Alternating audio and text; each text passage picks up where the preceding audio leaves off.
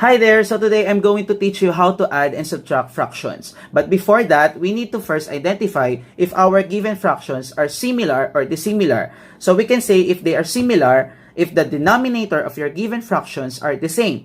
And if the denominators are different, then they are called dissimilar fractions. And after identifying them, we can now determine the way on how are we going to add or subtract these fractions. So let's have an example on adding similar fractions. Let's say we have 1 over 3 plus 2 over 3. So they are similar since the denominator of the given are the same. Now, in adding them, just simply add the two numerators. So we have 1 plus 2, that is simply 3. And then, for the denominator, just copy the common denominator 3. So the answer will be 3 over 3. But since they can be divided, because this is also means 3 divided by 3, so you will get the quotient and that is equal to 1. So the answer for this is 1. So let's say this time we have 3 over 4 plus 7 over 4. Again, they are similar because the denominator is the same. So we will just add the two numerators. So we have 3 plus 7 is equal to 10 over, then copy the denominator 4. So we have 10 over 4. But again, this time, we have a common factor for 10 and 4, which they can be both divided to 2. So therefore, 10 divided by 2 is simply 5, and 4 divided 2 is simply 2. So your final answer for this is 5 over 2. So let's say we have 5 over 6 minus 19 over 6. So this time, we subtract similar fractions. Again, we will just follow the same procedure, but this time we will subtract 5 minus 19. And again, we will apply the rules for the integers. So since 19 is greater than 5, so the sign will be negative, and then subtract 19 by 5, so that will be 14. For the denominator, copy the common denominator, which is 6. Now, 14 and 6 can be divided both to 2. So therefore, they can be simplified as negative 14 divided 2 is negative 7. And 6 divided 2 is simply 3. So the final answer for this is negative 7 over 3. So that is how we add and subtract similar fractions. So for the dissimilar fractions, we have different denominators. So let's say, for example, we have 1 half plus 2 thirds. So since they have both different denominators, they are dissimilar. So we cannot just simply add the numerators. In this case, what we're going to do is we will apply the shortcut method, which is the cross multiplication. So in cross multiplication, we will just multiply 3 times 1, and that will give us 3. And 2 times 2, that will give you 4. And then the product will be added. So 3 plus 4, that will give you 7. And then for the denominator, just multiply the two denominators. So 2 times 3, that will give you 6. So the answer for this is 7 over 6. Even if it is subtraction, we can still apply the cross multiplication. So just simply multiply 7 times 3, that will give you 21. And then 5 times 4, that is 20.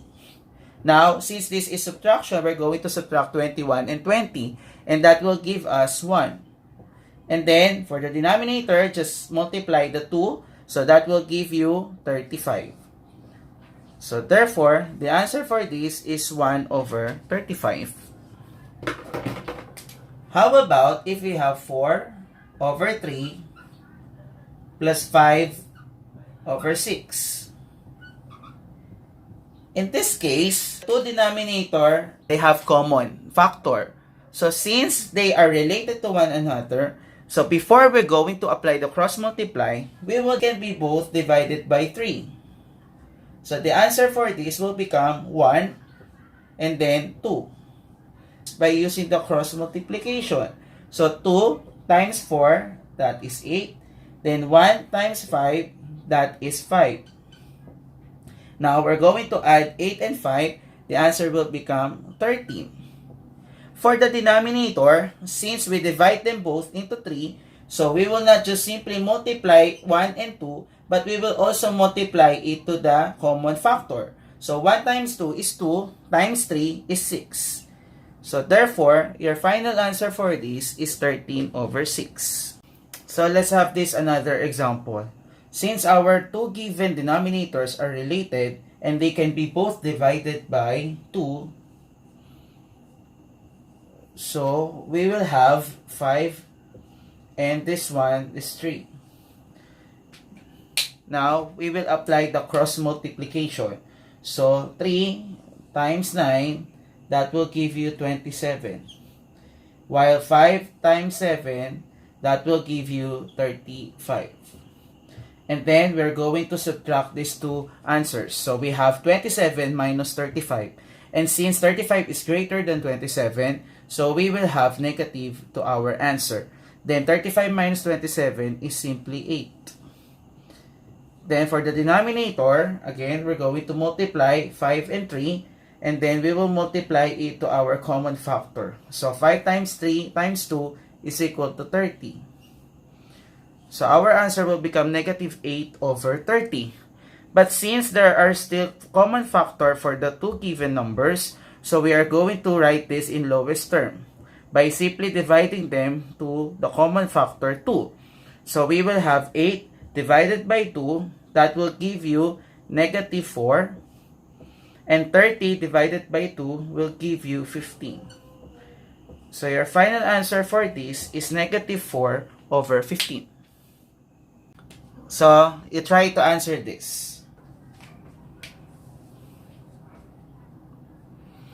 And the answer is positive 2.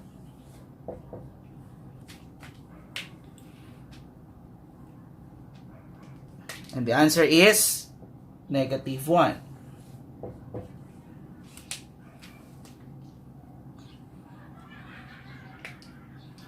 And the answer is 22 over 15.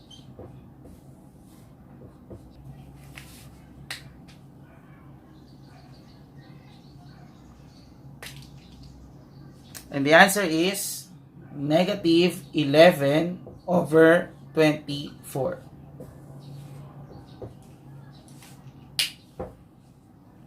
And that is how we're going to add and subtract fractions. So just make sure that you're going to write your answer in simplest form. I hope you learned something today. Thanks for watching, and until next time, God bless you all.